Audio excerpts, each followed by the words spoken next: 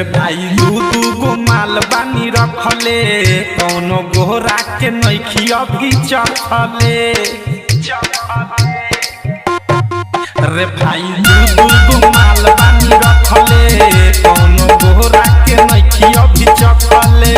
बटे अब की पलान घूमू दे दीजे ध्यान गो से पारी में आए गो से छारी में होली में टाइम बसवारी रे भाई असो होली में टाइम बसवारी होली में टाइम बसवारी रे भाई असो होली में टाइम बसवारी में डीजे मुन्ना बलवन सागर एगो बिया रे गोरकी आए एगो संवरकी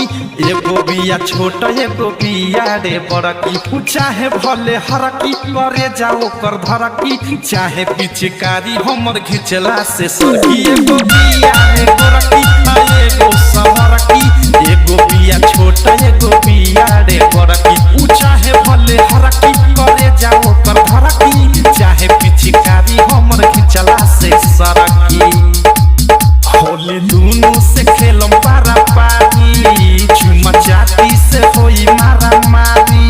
एगो के घरे घरे डालम हमके कहेली बालम एगो के धके डालम अकावारी में होली में टाइम बसवारी रे भाई असो होली में टाइम बसवारी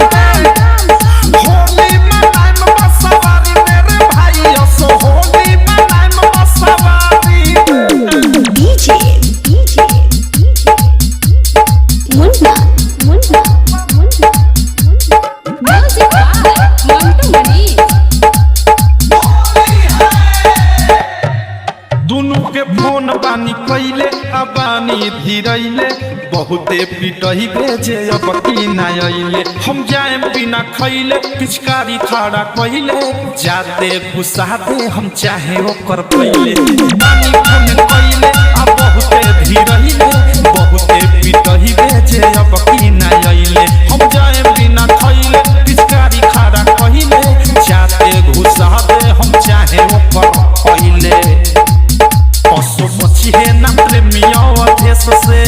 एक नीतिश हो छीन जाए में केस से असो बाटे